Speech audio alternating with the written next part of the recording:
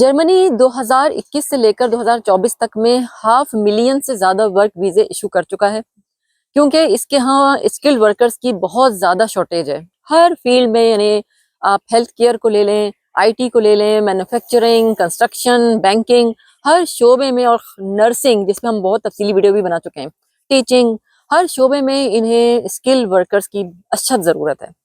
اور یہ جو 2021 سے لے کر 2024 تک کے ڈیٹا کو اگر ہم دیکھتے ہیں تو جو ویزے ایشو ہوئے ہیں ان کی پرسنٹیج اگر نکالی جائے تو یہ 77% جو ہے وہ زیادہ ہے. تو لہٰذا اس بات سے کیا ثابت ہوتا ہے کہ یہاں آپ بڑی آسانی سے اسکل جاب تلاش کر سکتے ہیں. اگر آپ ہائیلی اسکل ورکر ہیں یا نارمل اسکل بھی آپ کے پاس کوئی ہے، ہر طریقے کی یہاں جاب موجود ہے.